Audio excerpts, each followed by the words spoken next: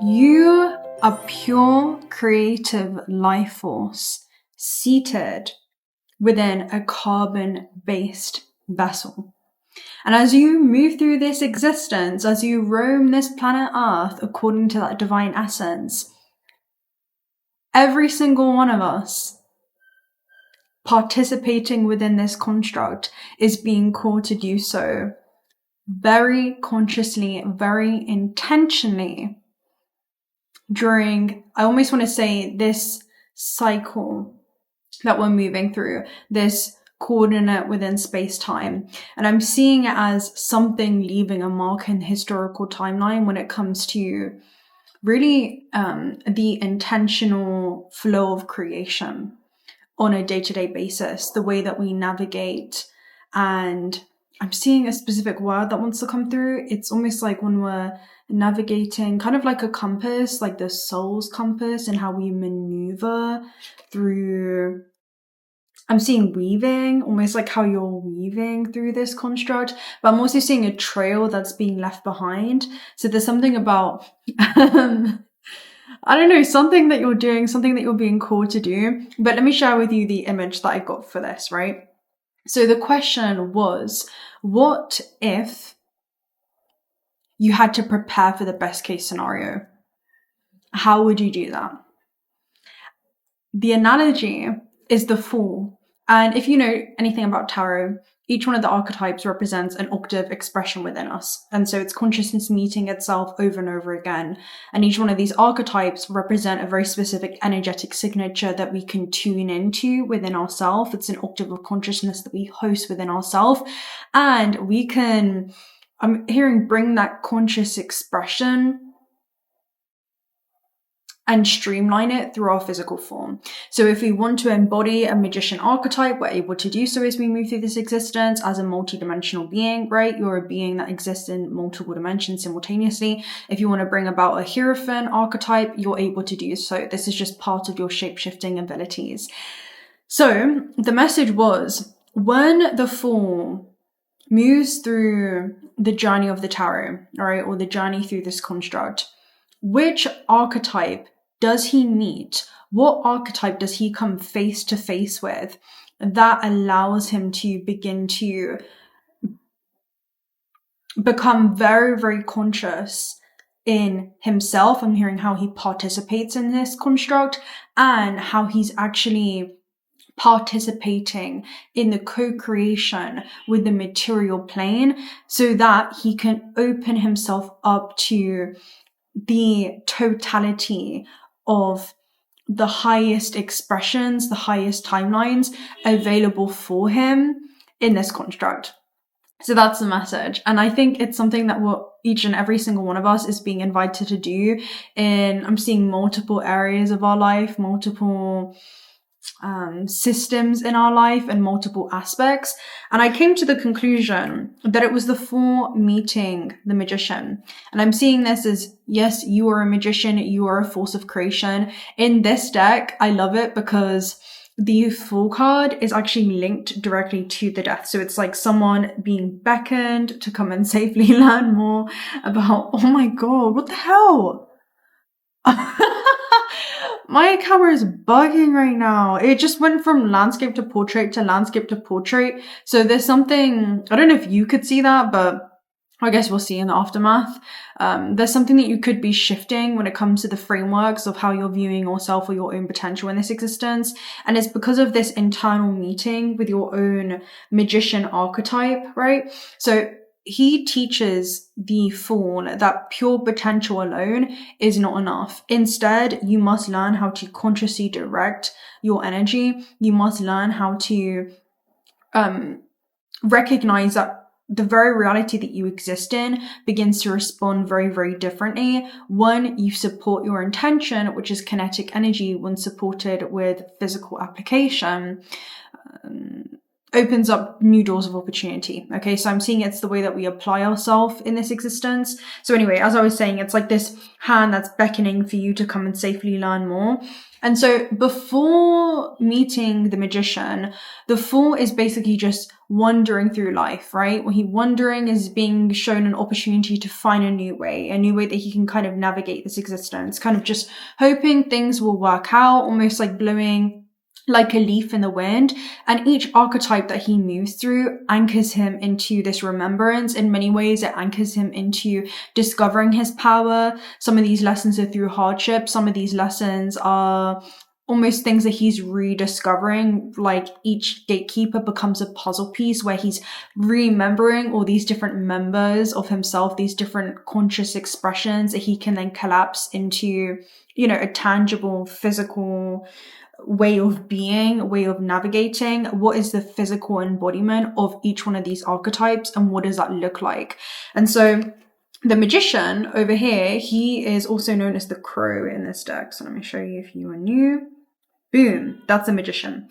And so he begins to ask the four questions like, okay, what resources do you already possess that is going to assist you when it comes to anchoring your future vision into the small incremental steps that you're taking right now on a daily basis? How can you get started with what it is that you have? Because that is what alchemy is. It's your ability to start with what it is that you have, even if it appears to be leaden, and transform it into a golden opportunity so that you can generate more, so that you can multiply more.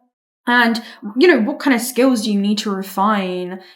I'm seeing also define within yourself. So there could be the definition of your own skills and abilities and things that you must exercise in order to excel at in this existence that are going to prepare you. I'm seeing 4 lucky meetings, right? That is the opportunity that comes in through resonance because you have prepared yourself for it. Therefore, you're a vibrational match to it, right? That's what I'm seeing, right? And what can you do today that is going to support that future vision? So the magician actually teaches the fawn over here, instead of anxiety, like I need to prepare for disaster or I need to prepare for the worst case scenario, he actually begins to teach the fawn, well, I need to prepare because something wonderful might happen, right? Imagine if every single human being on this planet Earth began to prepare like anything could be around the corner. So I'm seeing it as just something that you are fully expressing within yourself during this time, something that you're congruently aligning yourself with during this time. And it could be, the biggest investment that you'll make is the one that you'll make it in yourself. It's the things that are irreplaceable. So these are, I'm hearing, the abilities that define us. It's the connection that we have to ourselves where nothing externally begins to define our internal worth. So in that knowing, it's almost like our shoulders can soften. We can fall deeply in love with our own breath once again as it comes back into this restorative flow with the breath of the cosmos. There is this, it reminds you of this star seed card. It's the breath of the cosmos. I'm going to pull one message from here because I'm seeing it. Let me see. I'm quite excited because I went back to pick up this deck. I really wanted to use it again for the channel. Yeah. Ooh. We've got quite a few. So you have water your garden. You also have lost lands, okay? Which is, you've done this before. So it's something that you could be, reconnecting with. Something that I'm seeing like streamlining from parallel existences. Water your garden, nourishment, body, tenderness, rest. So there could be something that you're integrating. You're not for everyone as well. So embrace your weirdness, face your true north. And then you also have you're not alone, isolation, physical connection, community. So I always see this as the higher octave of yourself that's seated at a high level of understanding. And it's like, well, let's clean the room because what if something wonderful happens and we go out to da-da-da-da-da and we meet na-na-na-na-na, and then we can invite our friends back, or, we might have guests that arrive.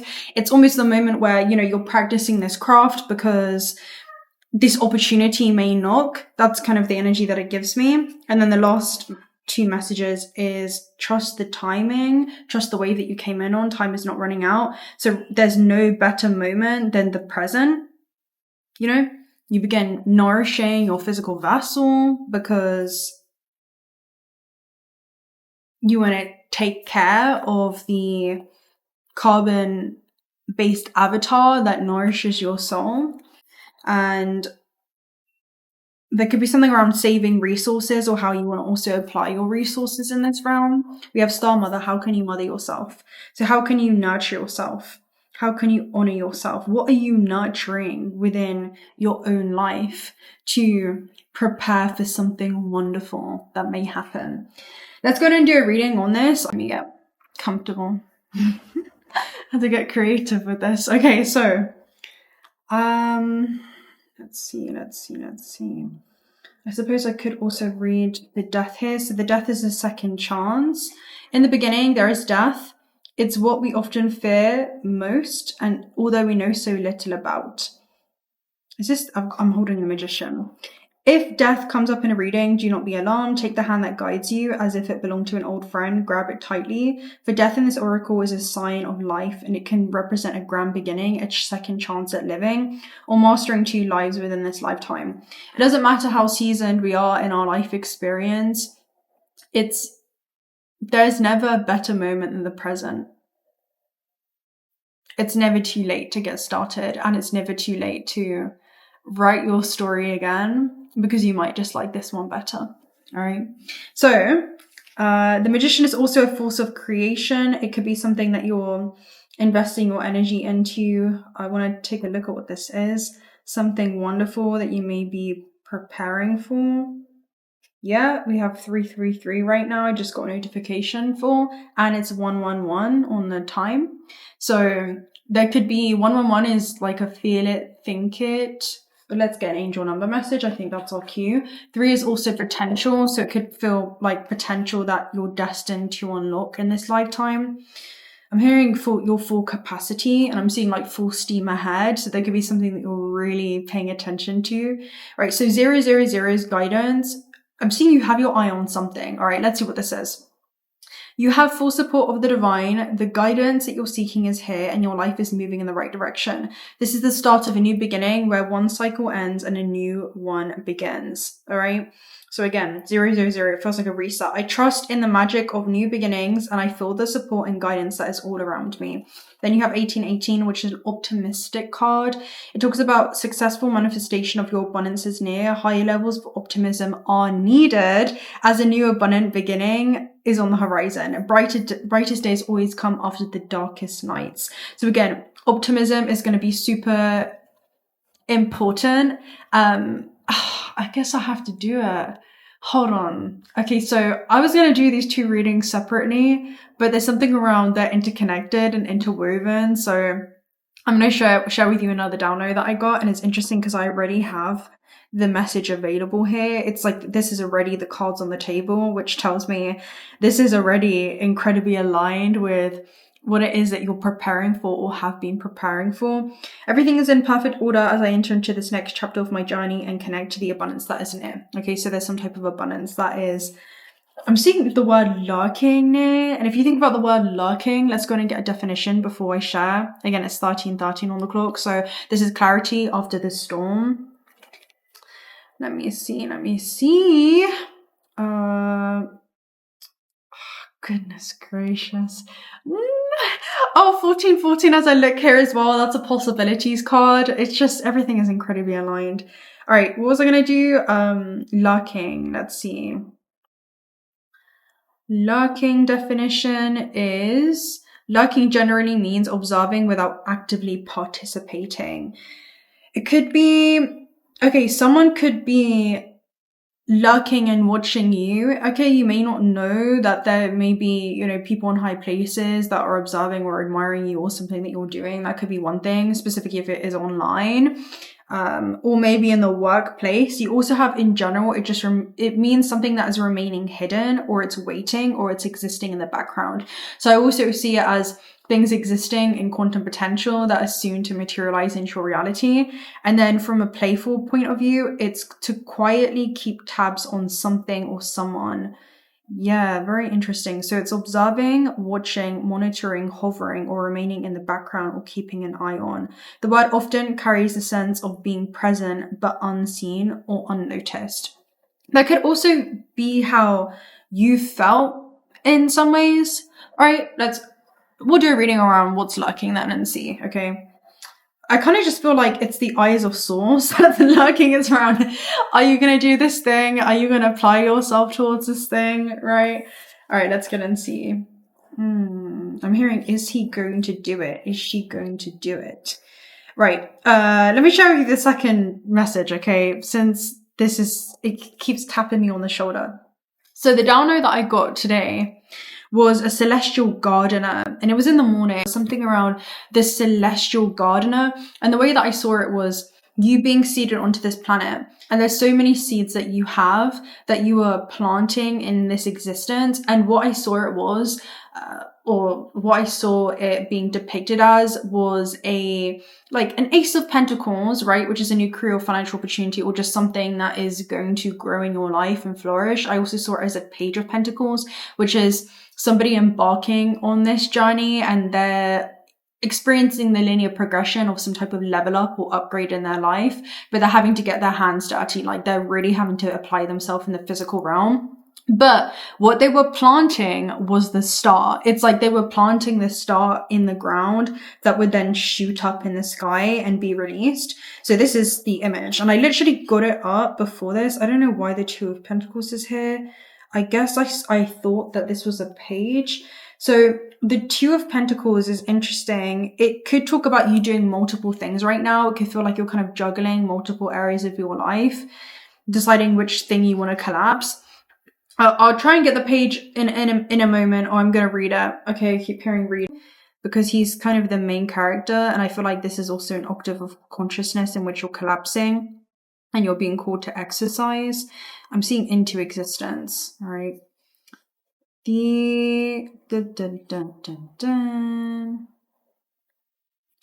All right, the Pathfinder is what the Page of Pentacles is symbolized as in this deck.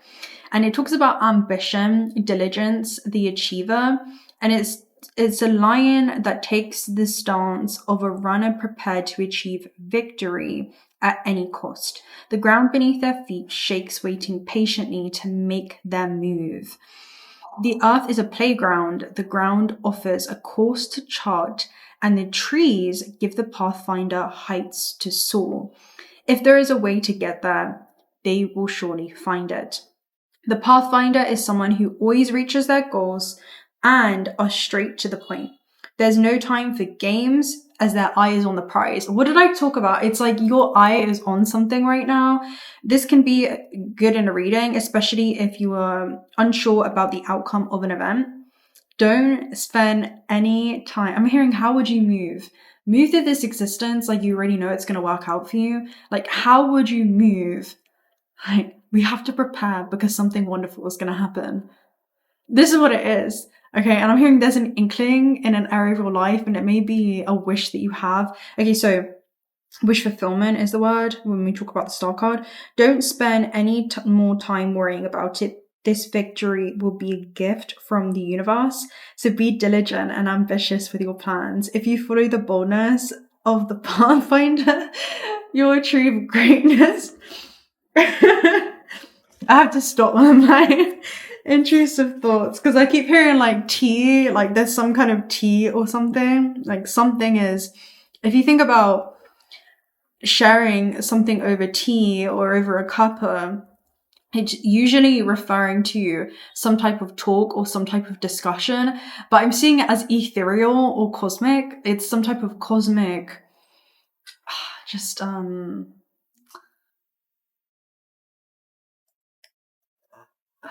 how do I describe it? I don't know. We'll see what it is. Okay. All right. So Okay, let me go ahead and I was going to read also the star card because that's also going to be an important one. It was these two combined. So the star in this deck is also depicted as the veil, and I have it out here. It talks about hope and reassurance. So the veil is a gentle reminder that hope is sometimes invisible, and it's also a beacon that hope is arriving or soon on its way. So if you have been feeling a level of pessimism or maybe, you know, nihilism or questioning the nature of existence or your existence or what it is that you want to do and create in this construct, I'm seeing it as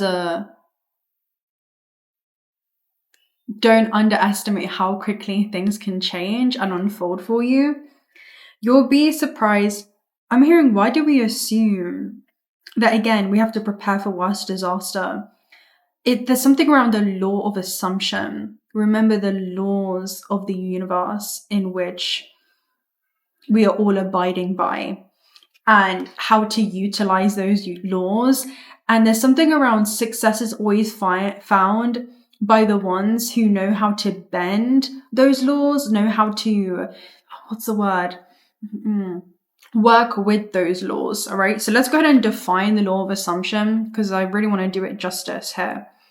There's something around the law of assumption, just like assuming, but what if it did work out better than you could have imagined, right? So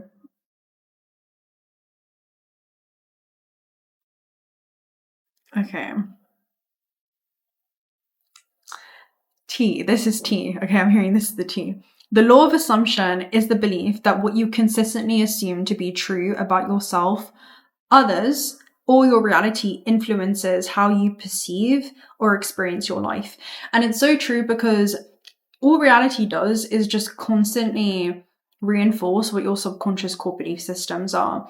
And so if there's a level of fighting the goodness of life and just how beautiful things can unfold here in this construct, because it really is magical and you are a magical being, it talks a lot about the ancestral roots or belief system that has been passed through the lineage, all right? And I'm hearing, where has there been a belief that's blocking the way that you see yourself or your own potential in this realm, or the potential that something could have? So the concept is most closely associated with Neville Goddard, who taught that your dominant assumptions shape your inner state, which then influences your actions, interpretations, decisions, and interactions with the world. Assume the reality you desire is already true, and align your thoughts, feelings, and behaviors with that assumption. If someone assumes I'm capable and worthy of success, then they'll be more likely to notice the opportunities, take action, and persist through challenges. Again, a huge part of this is also neuroscience. And, when we train our brain to spot the good in things, we'll notice more good in the world around us. We can also train our brain to notice the bad in things and the pessimistic side of things. And I feel a huge part of this, it definitely gives me Jupiterian energy, right? Jupiter being that planet of expansion, of optimism, and there's something around wherever your attention goes, your energy flows, right? And that I'm hearing manifestation follows. So it's being really, really intentional with the reality that we are participating in. I'm hearing the version of reality, because that is what we are seeing when it comes to the split in the collective systems. Essentially, everyone talking about the timeline splits. New Earth is a state of consciousness, right? So it's a state of awareness, and the awareness I'm hearing that you harbor as you move through this existence. So you're very much in the same world. It's not that we're splitting off into two different Earths. It's that we're on the same planet. But again, I did a teaching on this already, speaking about us all being multidimensional beings. And so this planet is a container that hosts multiple frequencies, and these frequencies are able to interact with each other. And this speaks a lot about how two beings can be in the same situation or the same circumstance, but they can perceive it a completely different way, right? So, for example, you can bump into somebody and have your beverage, okay, the tea, that's the tea, spilt on you and your clothes. And, you know, one person can get angry and shout and triggered, and the other person can just laugh it off and say, hey, and then maybe you start talking and you form a connection, or you go off and, you know, you end up buying a new shirt or whatever it is, and you end up really, really liking it, you know, whatever that is. Okay, so I'm hearing it's those sparks. So assume the feeling of the wish fulfilled. Again, if somebody assumes nothing ever works out for me, then they may interpret events through that lens and act more cautiously and pessimistically. Yeah, so self-fulfilling prophecies and behaviors that arise from those belief systems. The energy that I would get between the Page of Pentacles and the Star card is saying that, you know, the vision itself is not enough alone. It does require active participation. It's about how we're participating within our own life experience. And in the same breath, action without faith, without that hope, without that optimism, doesn't have the sustainable charge, right? It's like the seeds that you're planting hold no energy or very low charge if they're just planted pessimistically, right? There's something around the seeds will grow into whom you were when you planted them, right? Not what it is that you're actually planting. Because we can intend for certain things to happen, but let's say we're planting this Ace of Pentacles in the ground, and we're doing this thing around, okay, I'm gonna shoot my shot at this job application, but then when we're actually applying, we're like, well, this isn't going to work anyway. Well, yeah, reality is just going to reinforce your subconscious core belief systems to you, because that is the mirror. But what if you were preparing as if something wonderful would happen? Well, that you would see a different result, whether it would be there or the universe having something better in store for you elsewhere. So there's something around a subtle, I'm hearing redisposition. I can't say the word right now. Hold on. Redistribution of your energy. I'm hearing what is your dominant frequency and thought pattern on a day-to-day basis. And a lot of these could be really overlooked when it comes to self-judgment. This was like a huge thing that came up in my meditation today as well. So it's probably worth noting that when we judge others and our own life experiences, and we also judge ourselves, it disconnects us from our heart, and it disconnects us from this powerful force of creation that can actually flow through us. And so the star is going to naturally capture the essence of this healing, this inspiration, this future vision that you desire for yourself, right? It's like this wish upon a star and then seeing that grow and come true. While the Page of Pentacles is going to embody, you know, the cultivation of still learning something, of embodying these ways of being, and that patience for the tangible growth to translate in the physical realm, right? So I'm seeing it as things that you're feeding your energy into in this system. Now, I want to do a message around this, particularly the energy of the lurking being. What is lurking? Let's see. Let's get a Cosmos Oracle message and see what is lurking in your field. It may be, I'm just seeing like the eyes of the universe. Flight. Your own success. It's like the outcome of success is there and it's watching you right now. And it's like, are you gonna do it? Celestial uterus you have here at the base, which is the birth of something new. It's the birth of a new self, a new project. It talks about a flourishing system and allowing ourselves to be birthed again and again,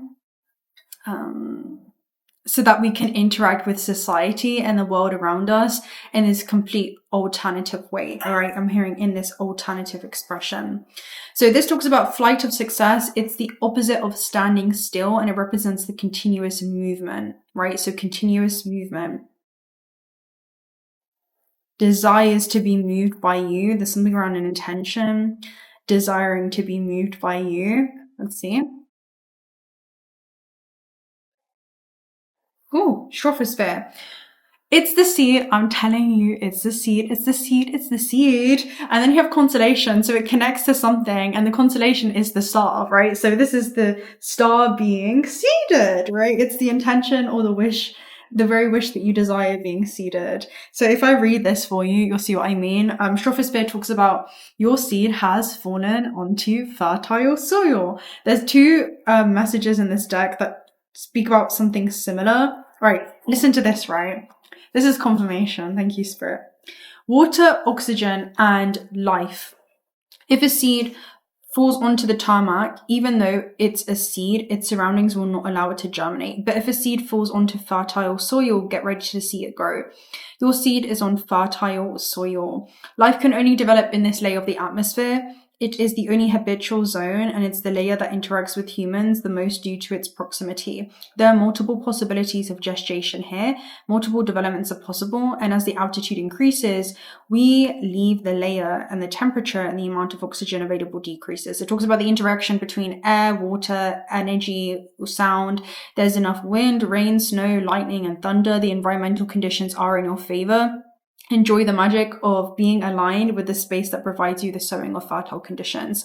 So whatever this is, there's something incredibly just conducive in your field, the very thing that you're desiring to experience, or the very outcome in which you seek, also seeks you. That's what this is. That's what the lacking is. Yeah, third eye. It's something that you could be spending a lot of time imagining. This is trusting your foresight, essentially, right? It's trusting your vision, your inner knowing. Could be something about expression of the truth, because you have throat chakra here at the base. And really, again, it's your multi-sensory perception system. So it's helping you tune into what you may not be able to look at right now, but you can see, and trust that what it is that you're seeing, you'll soon be able to look at and admire when it comes to the harvestation or results of something in which that is calling you. Really, that's what it is, all right? It's your preview into your future before it unfolds. It's a glimpse into your destiny before you are seated in that very reality that you had been dreaming about. It is a preview of life's upcomings. That's what it is, right? Third eye. So trust what it is that you're seeing. Trust the vision. Walk by faith and not by sight. What is faith? Faith is a verb, not a noun. So it requires follow through and action. Again, it requires the masculine embodiment to support the ethereal intention, is what I'm seeing it as, to support the emotional and the vibrational intention. Let's also get an advice card for you. I also have this deck with me. I brought some of my old decks back, so it's been a while. You have two. First chakra, Archangel Michael and Archangel Uriel came through, which is the root to the crown. It's about creation from the crown, creation from the higher self, and that grounding that vision into the physical realm, right? So it literally is about physical action. When we connect the root to the crown, this is literally about you pulling in information from the Akashic field. So that is the potential within your DNA of everything that you could experience, and everything in which you have also experienced is the potential of whom you've been versus whom it is that you can also become.